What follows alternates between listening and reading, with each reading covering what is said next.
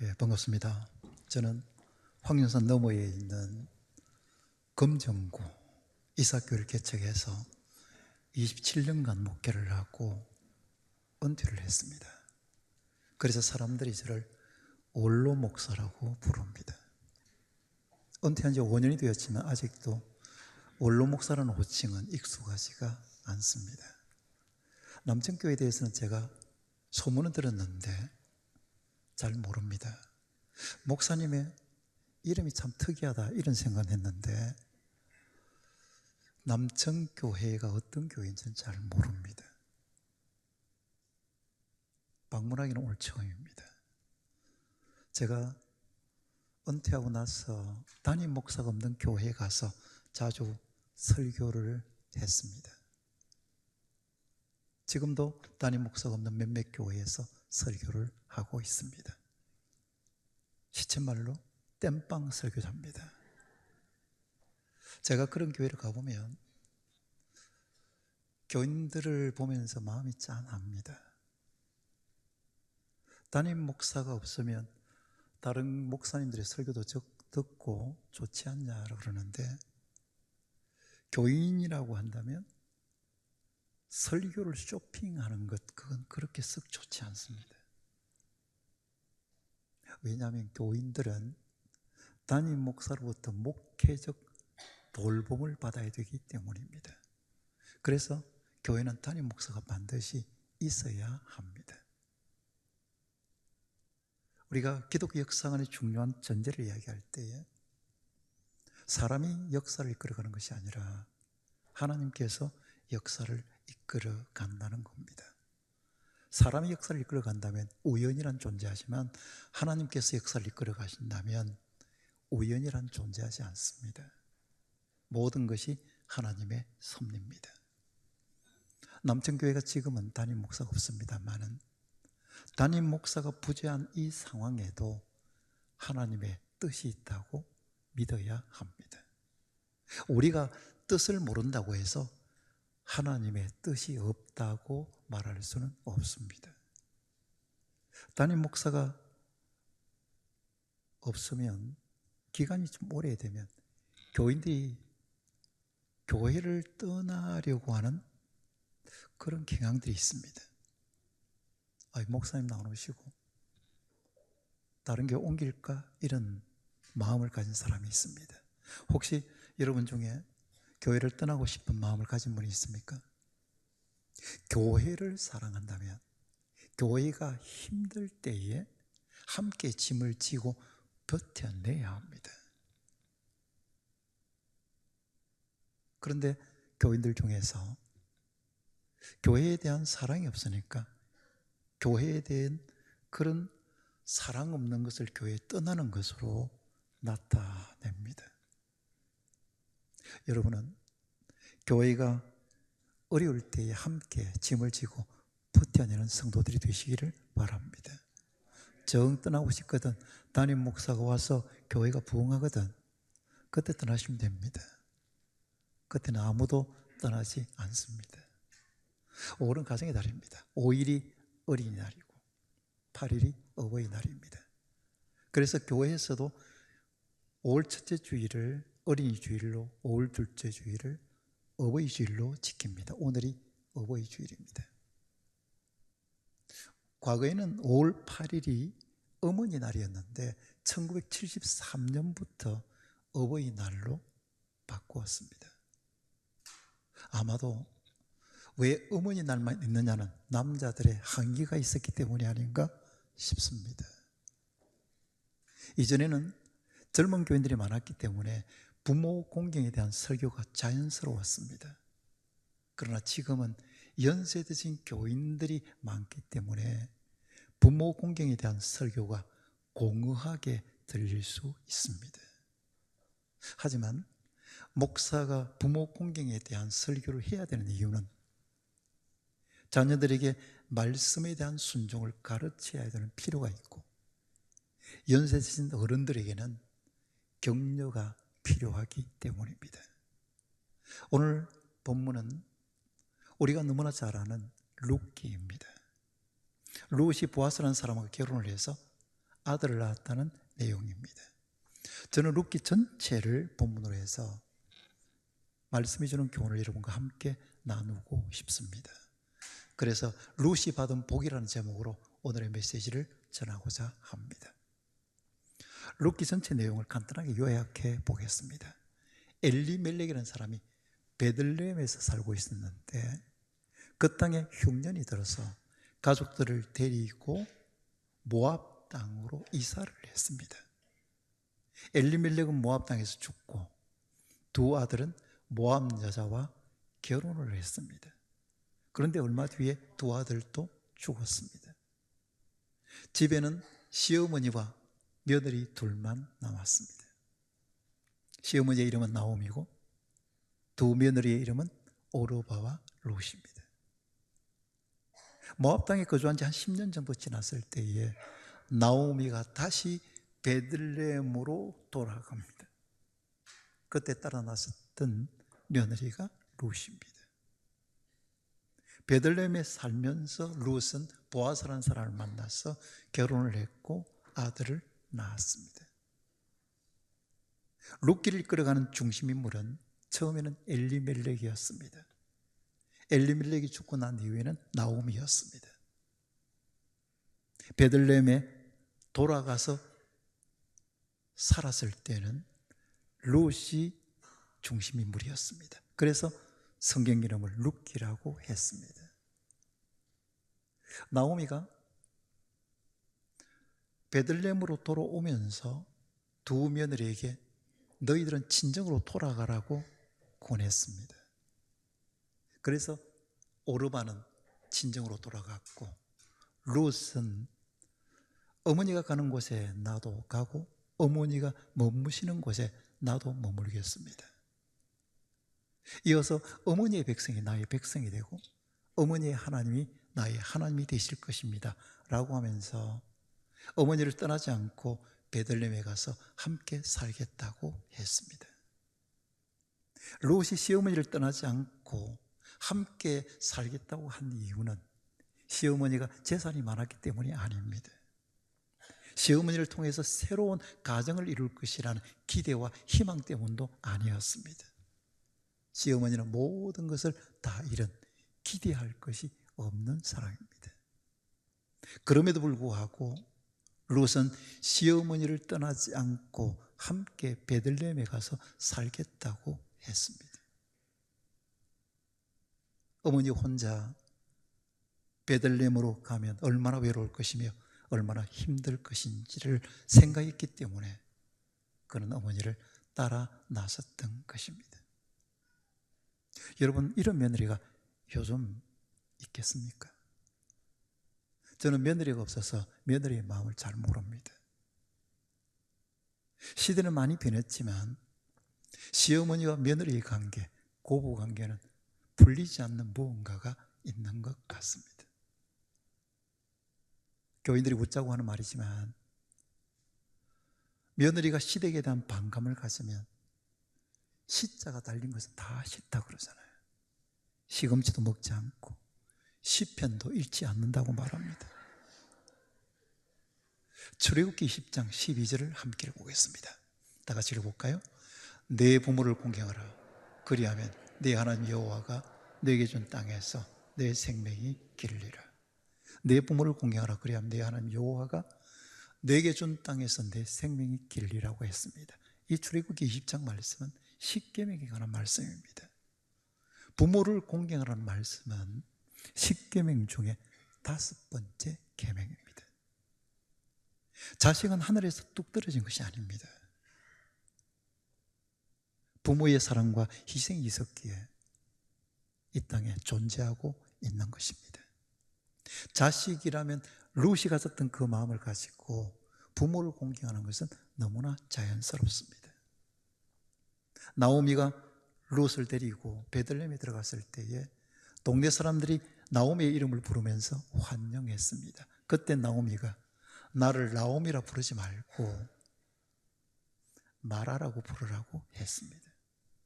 나오미라는 이름의 뜻은 희락, 기쁨이지만 마라라는 이름은 괴로움입니다.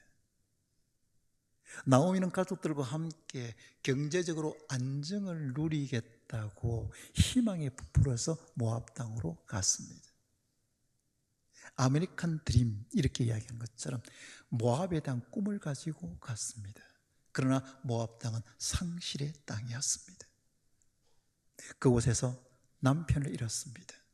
두 아들을 잃었습니다. 가지고 있던 재산 다 잃었습니다.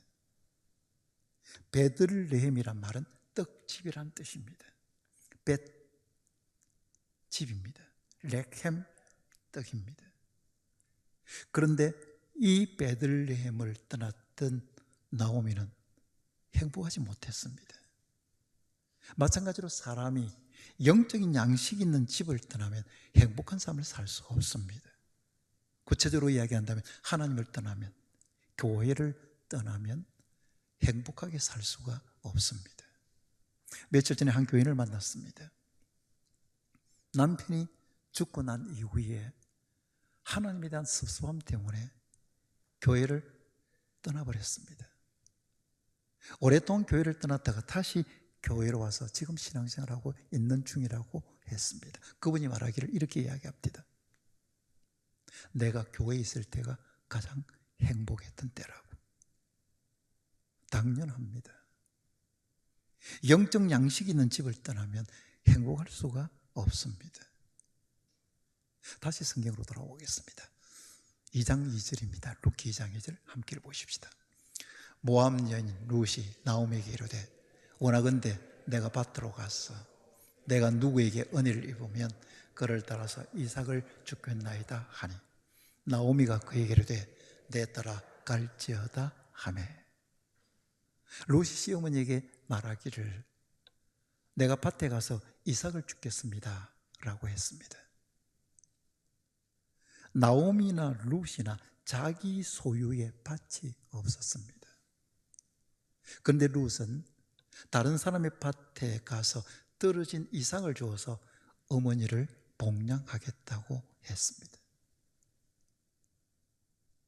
지금은 여성들이 직업을 가지고 일을 해서 생활할 수 있지만 당시에는 남편을 잃은 여인, 과부는 스스로의 힘으로 살아갈 수가 없었습니다.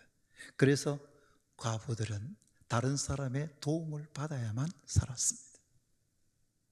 롯은 홀로 살아갈 수 없는 시어머니를 복양하기 위해서 다른 사람의 밭에 가서 이삭을 주었습니다. 그래서 어머니에게 말로만 어머니를 모시겠다고 말하는 것이 아니라 이삭을 주어서 어머니를 먹여 살렸습니다. 어떤 사람은 부모 공경은 물질로 하는 것이 아니라 마음으로 한다라고 말합니다. 틀린 말은 아닙니다.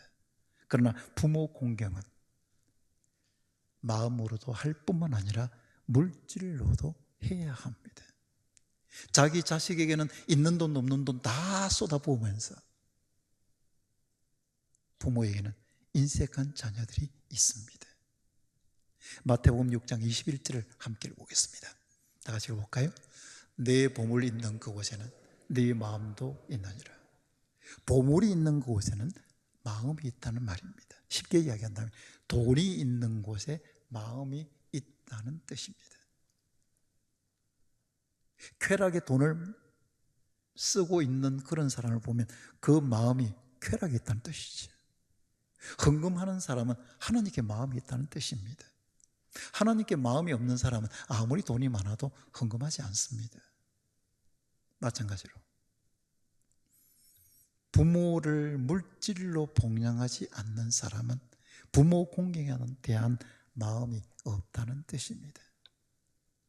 아무리 입에 부모의 이름을 올린다고 할지라도 물질로 복양하지 않는다면 그 사람의 마음에는 부모 공경의 마음은 없는 겁니다.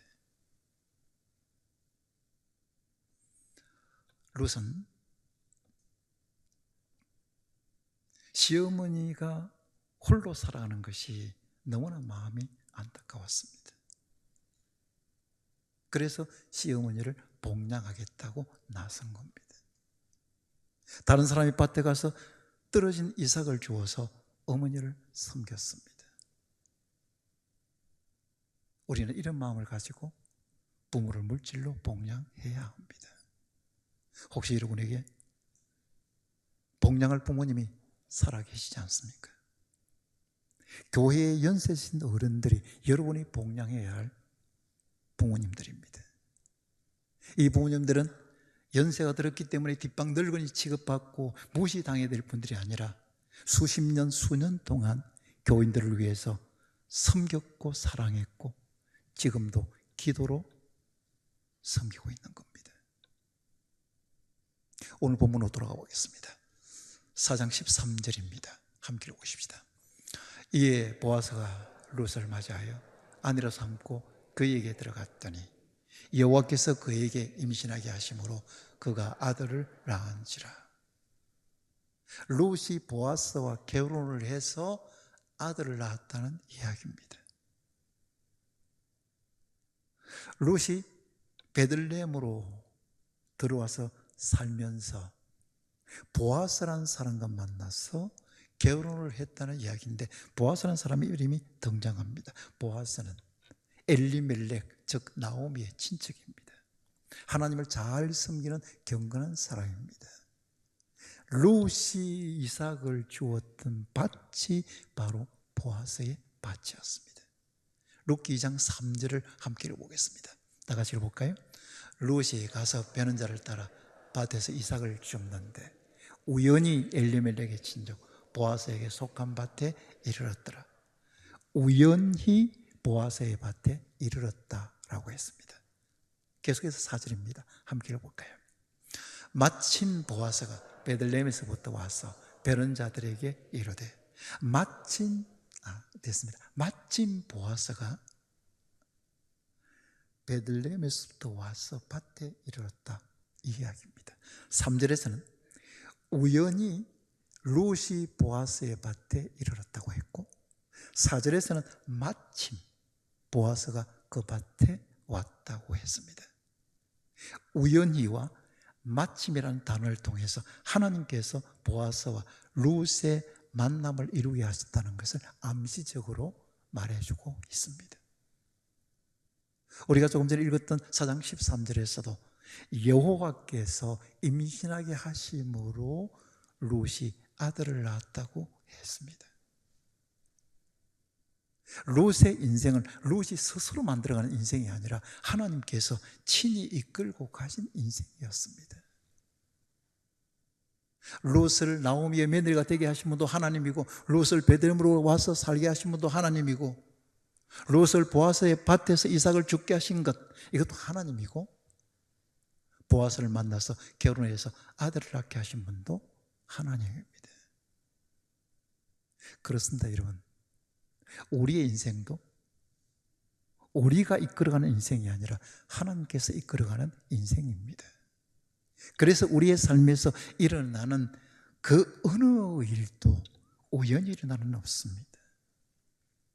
모든 것은 하나님의 은혜고 하나님의 섭리입니다. 우리의 삶이 다람쥐 쳇바퀴 돌듯이 반복되는 삶이지만 그 어느 것 하나에도 우연이란 존재하지 않습니다. 모든 것이 하나님의 섭리고 모든 것이 하나님의 은혜입니다. 저는 경남 고성에서 태어났습니다. 10살 때까지 예배당 건물 한 번도 보지 못했습니다. 예수라는 이름을 들어본 적도 없습니다. 부산으로 이사를 와서 처음으로 예배당 건물을 보았습니다. 초등학교 5학년 때 성탄절에 처음으로 간식을 얻어먹으려고 교회를 갔습니다. 지금은 성탄절이 되어도 아이들이 더 많이 나오고 그러지 않습니다만은 그때 당시는 간식을 먹을 수 있는 곳이 많지 않았기 때문에 성탄절이 되면 평소보다도 2배, 3배 많은 아이들이 교회를 찾았습니다. 제가 갔던 성탄절에는 아이들이 너무 많이 오는 바람에 간식이 모자랐습니다. 그래서 교회에서 출석부에 이름 있는 애들만 간식을 준다고 했습니다. 저는 못 받았습니다. 그때 제가 철이 들었더라면 교회에 한번 두고 보자. 내가 받은 이 수모를 반드시 갚아주마. 나는 절대로 교회 안 나간다 라고 다짐했을 겁니다. 그런데 철이 없다 보니까 내년에는 출석부에 반드시 이름 올려서 간식 얻어먹을 거다 라고 다짐을 했습니다. 그리고 그 다음 주일에 주일학교 나가서 출석부에 이름 올리고 지금까지 다니고 있습니다. 만일 그때 제 간식을 받았더라면 매년 성탄절에만 교회를 나갔을 겁니다. 제 삶을 쭉 돌아보니까 내 인생은 내가 이끌어가는 것이 아니구나. 하나님께서 이끌어 가시는데 이 모든 것은 하나님의 은혜고 하나님의 섭리라는 사실을 깨닫게 되었습니다. 여러분이 남천교회 교인이 된 것, 그것은 우연이 아니라 하나님의 섭리입니다. 내가 선택했는데요, 내가 결정했는데요, 아닙니다, 여러분. 내가 선택하고 내가 결정한 것 같지만 하나님께서 불러주셨기 때문에 여러분이 남천교회의 교인이 된 겁니다. 우리 교회인의 이 남구 쪽에 수영군데 남구 쪽에 살다가 우리 동네로 이사를 왔습니다. 그래서 우리 교회에서 1km 정도 떨어져 있는 대청교회를 한 달 동안 예배를 드렸습니다. 그리고 이제 이번 주일 등록하겠다고 주일 아침에 기다리고 있는데 차가 와서 차를 타고 갔습니다. 내려보니까 대청교회가 아니라 이사교회였습니다. 차를 잘못한 겁니다. 대청교회 차를 타야 되는데 차가 오니까 이 대청교회 차인 줄 알고 탔는데 도착해 보니까 이사교회였습니다. 걸어서 가려고 하니까 예배 시간이 너무 늦어질 것 같았습니다.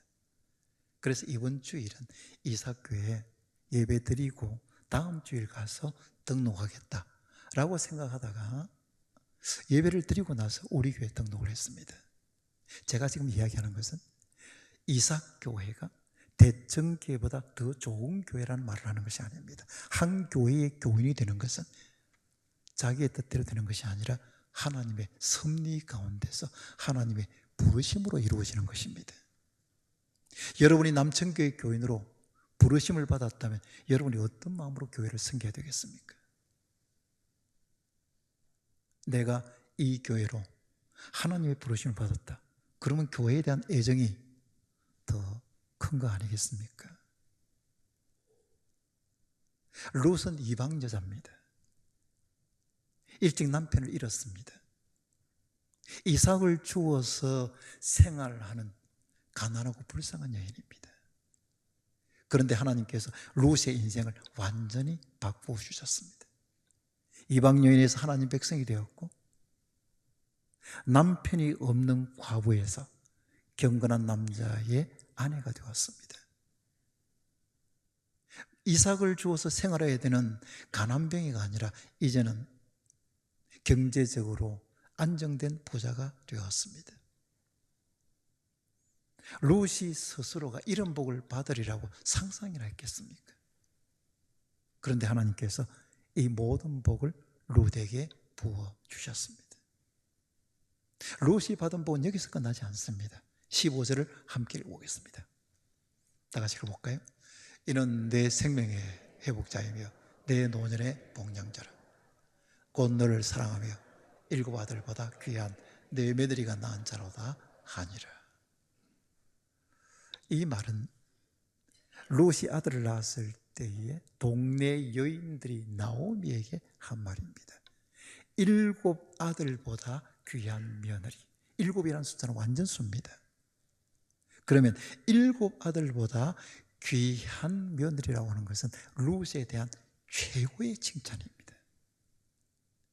룻이 받은 복은 여기서 끝나지 않습니다. 21절과 22절을 함께 읽어보겠습니다. 다 같이 읽어볼까요? 살몬은 보아스를 낳았고 보아스는 오벳을 낳았고 오벳은 이새를 낳고 이새는 다윗을 낳았더라. 룻의 집안에 최종 마지막에 누가 낳았다고요? 다윗을 낳았다. 다윗은 이스라엘의 두 번째 왕입니다.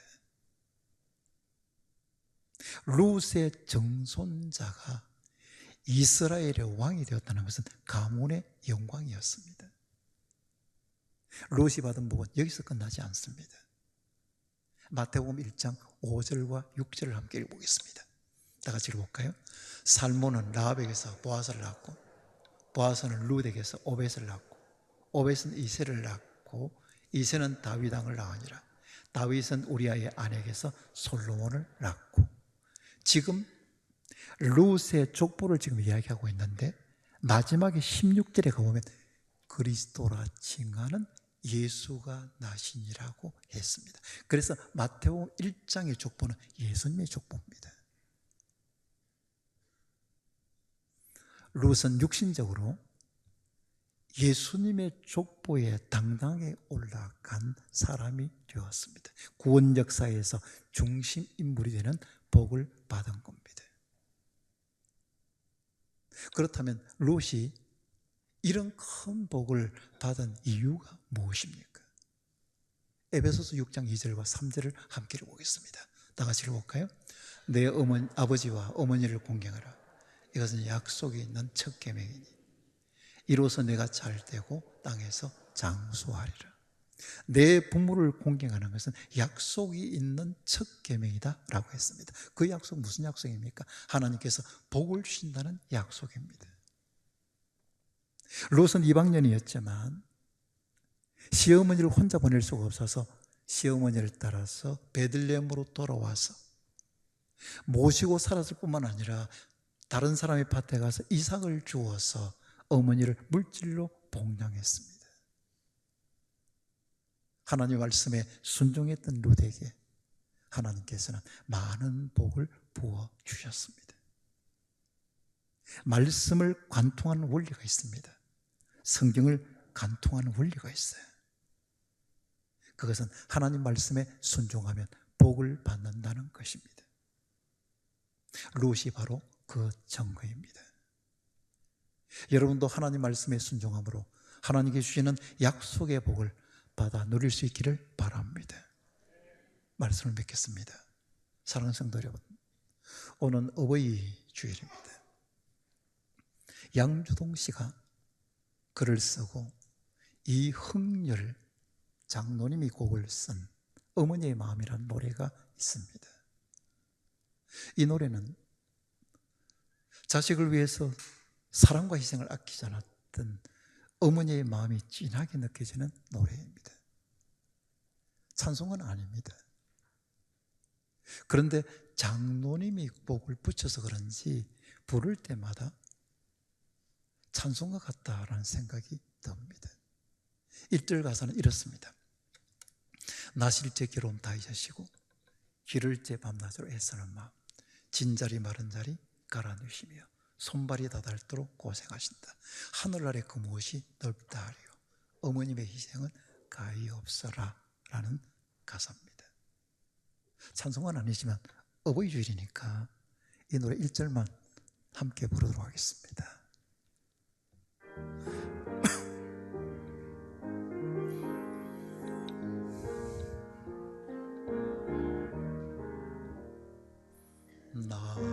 나실제 괴로움 다 잊으시고 기를제 밤낮으로 애쓰는 마음 진 자리 마른 자리 가라니시며 손발이 다닳도록 고생하신다. 하늘 아래 그 무엇이 넓다 하리요 어머님의 희생은 가히 없어라. 그렇습니다. 부모님의 사랑과 희생이 있었기에 오늘 우리는 이 자리에 앉아 있습니다. 자식이라면 부모를 공경하는 것은 너무나 당연합니다. 그런데 부가적으로 부모를 공경하는 말씀에 순종하면 이것은 하나님의 약속이 있는 복이 주어지는 것입니다. 아무쪼록 부모를 공경하는 말씀뿐만 아니라 하나님의 말씀에 순종함으로 하나님께서 약속하신 복을 받아 누리는 성도들이 될 수 있기를 축원합니다.